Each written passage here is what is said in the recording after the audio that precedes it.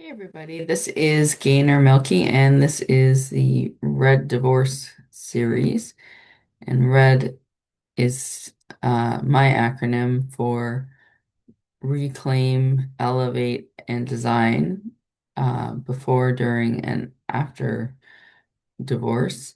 And the reason why I decided to dive deep into divorce is because throughout the process myself of deciding that I was going to um, divorce my ex-husband and, forge a new life.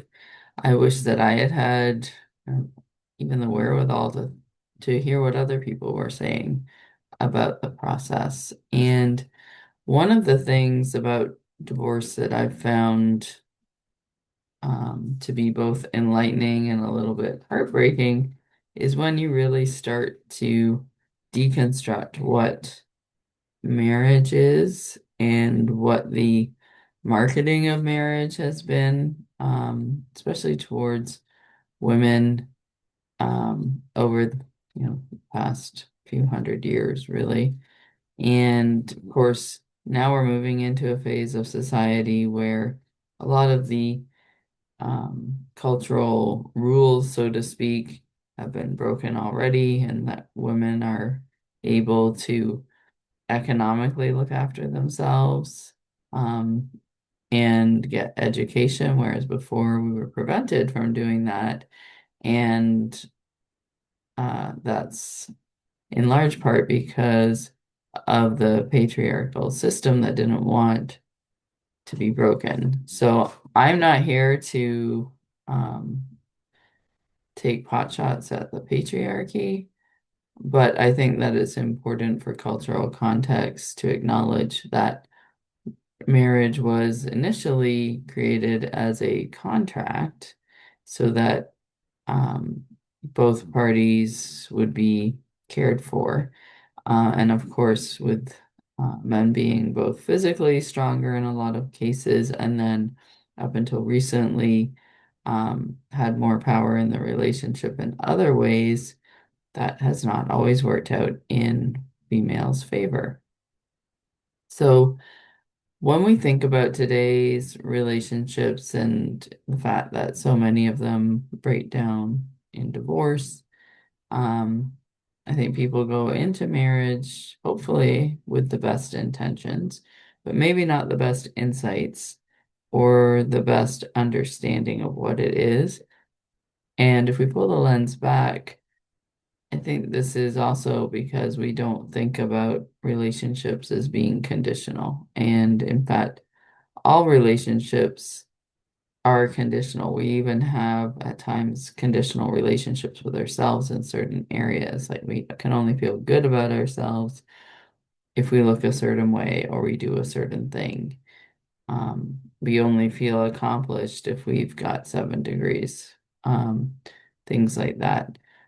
We strive to, in I think most cases, give our children unconditional love, but that also is another area where it becomes very conditional.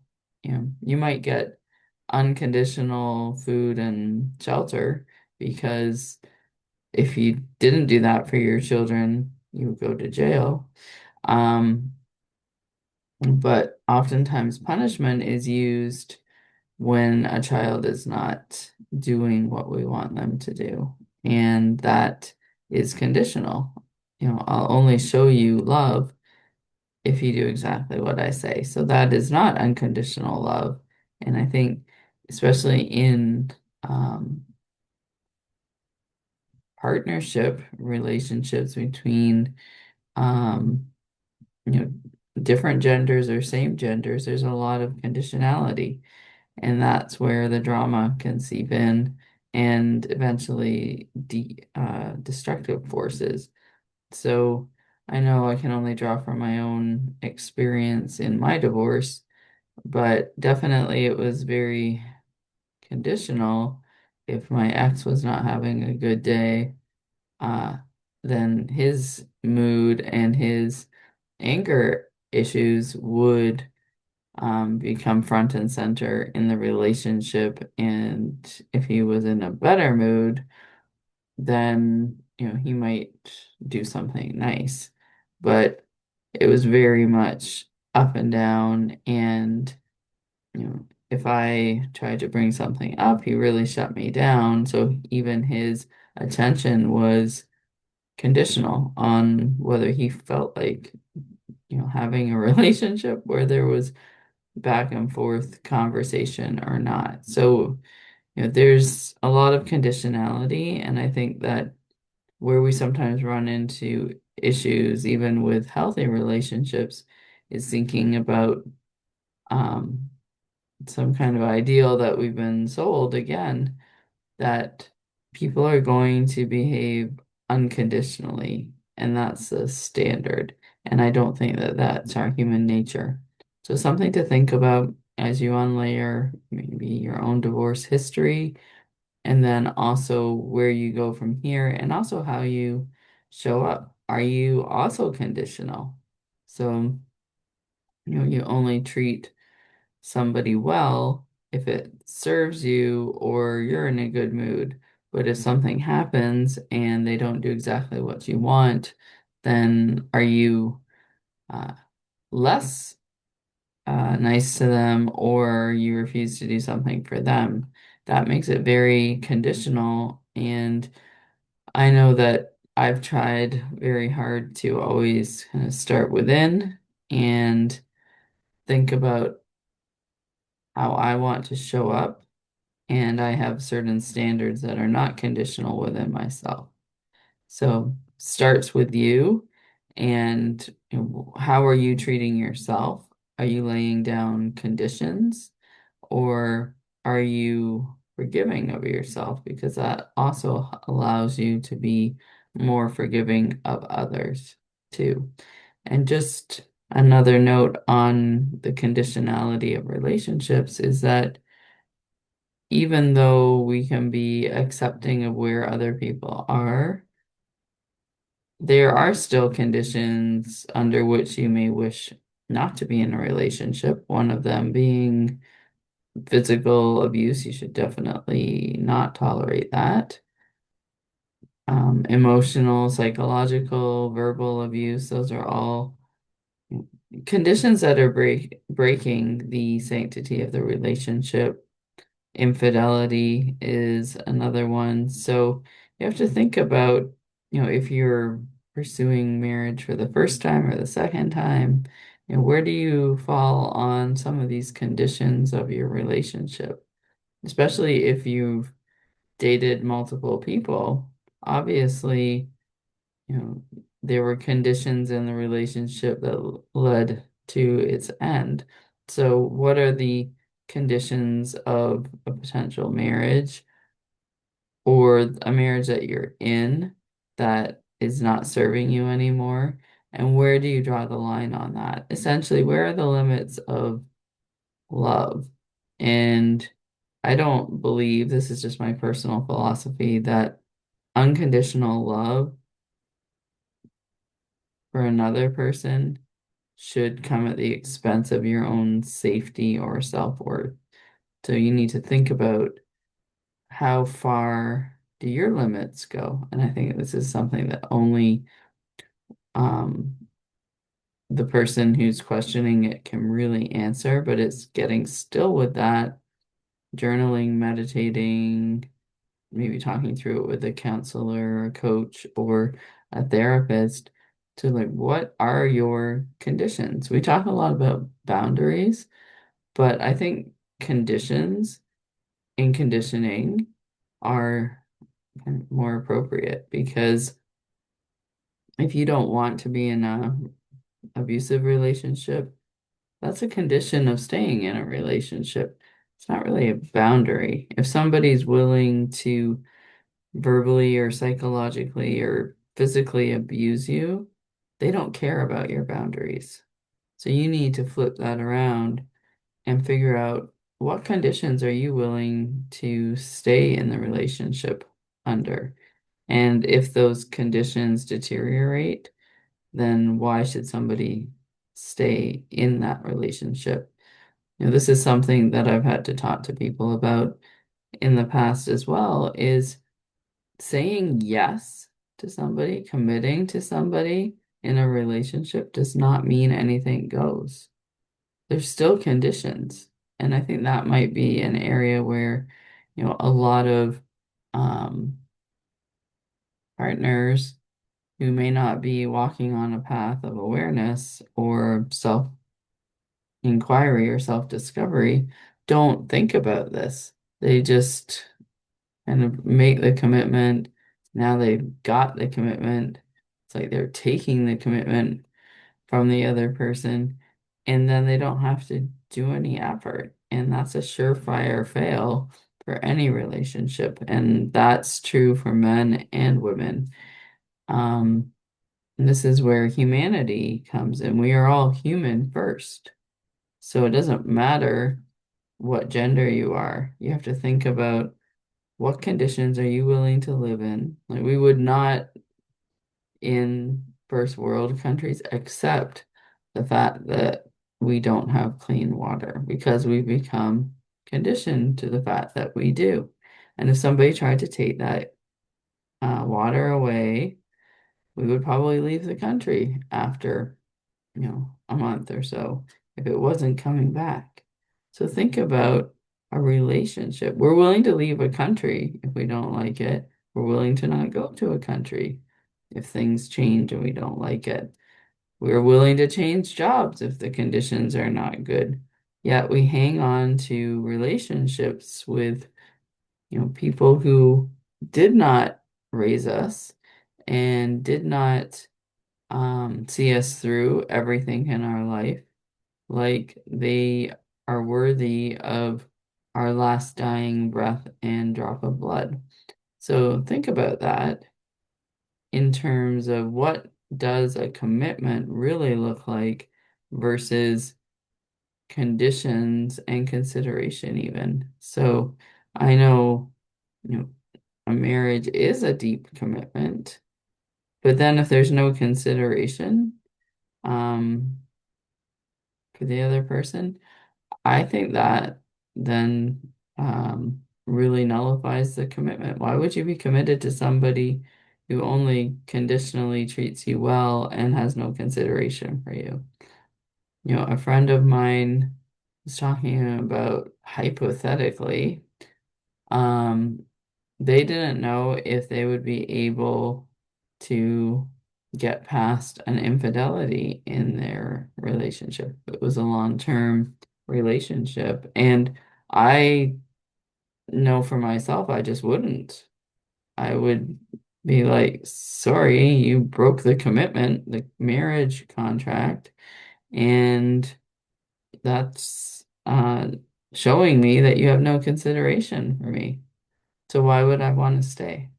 And of course, there are reasons why people have to stay, at least temporarily as well. So there's, safety, there's financial security, there's, you know, children, and there's your own feelings about divorce and feelings about what you can tolerate in a relationship.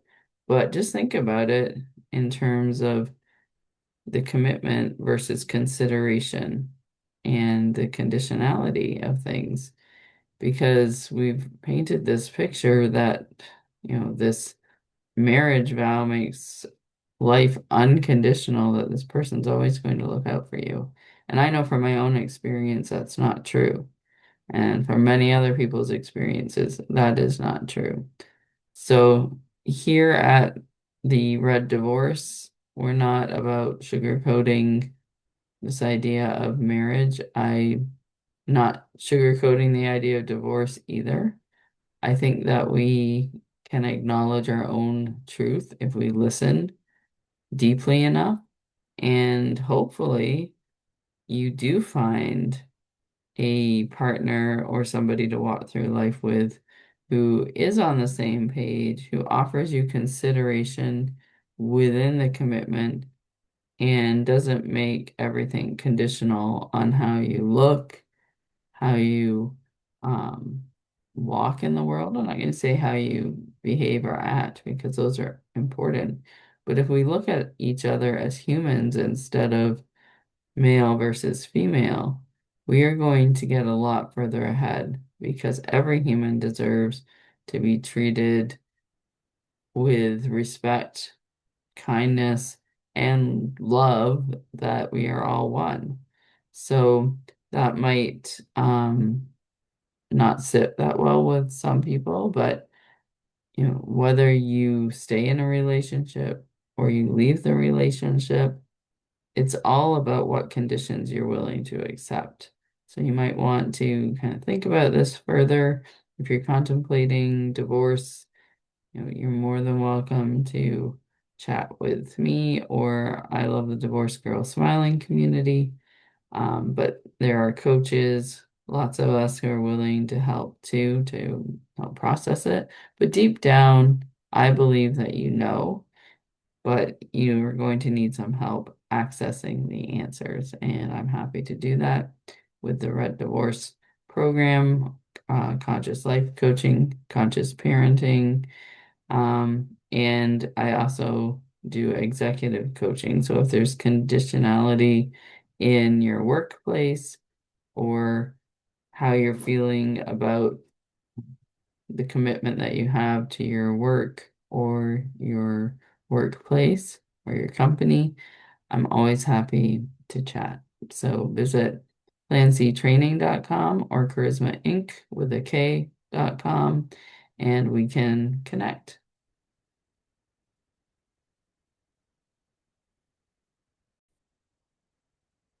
Hey everybody, this is Gaynor Meilke and this is the Conscious Success Plan where we're upskilling for life. And our life model is love, identity, family, and enterprise. So today I'm going to touch on uh, really enterprise and identity together. But I think that this kind of fits into all areas because if we don't have goals in mind of what we want to accomplish in the different areas of our life, it's very difficult to be able to filter and to say, I want to do this, or I want to spend time with this person and not that person. And what does all of this look like when there's so much outside of us and so many competing priorities? So, the uh, goal setting tool that I like to use is the top five. And for me, doing like a top 10 is too many, and doing a top three is too few. So I think the top five. What are my top five priorities that are going to move me closer to what I want out of my life? And one is my mission to help people um, really explore what their ultimate purpose is and then put that into action into the world, whatever that might look like. Two would be my important relationships. So with my daughter, with my good friends, with my partner, with my work colleagues who, are long-term clients or people who I collaborate with or mentors. Those are all very important. My health is on the list because if we're not healthy, we're not wealthy. And it's important to look after your health for the short and long term enjoyment and stability of your life. And then five would be my financial freedom. So we live in a world we cannot live without money. So being able to provide for myself and my family is very important as well. Plus, I enjoy helping other people do the same in their business and in other areas. So, definitely, those would be my top five. That might be something that you look at within yourself from an identity standpoint. What are your top five values? What are your top five wants and goals? And what are five ways that you can help others achieve theirs or give back? And then from the entrepreneurial standpoint, It's very difficult to focus on more than probably three high lift goals, I would call them. But 5 priorities a day can really help you knock out what's important. And if you're at a job where you work for somebody else, that's also another way to kind of chunk down projects that you get or even opportunities that lie ahead of you. And of course, at night, you can also make a top 5 things that you're grateful for. I like to do that, whether I write them down or I think about them in my head. So oftentimes it's my daughter and my family, the fact that we have such freedom in first world countries. We have fresh food, fresh air. We were under a lot of smoke with the Canadian forest fires just last week, so I'm thankful for fresh air and being healthy and able to move as I choose is a huge blessing too, and I'm very grateful for that. So that's it for today, just thinking about what your top 5 are and consciously mobilizing those. So the first step is to think about them, write them down somewhere because, as we've covered a lot on this series, and you'll find it everywhere when you write them down by hand on a piece of paper and put them where they're visible, it's a lot easier to keep them front and center in your consciousness and bring them to fruition. So good luck identifying the top 5 in all areas of your life, and you can always share those with me below in the comments or contact us at Plan C Training or Charisma Inc. INK, both online at those domains, or just leave a comment here underneath the video.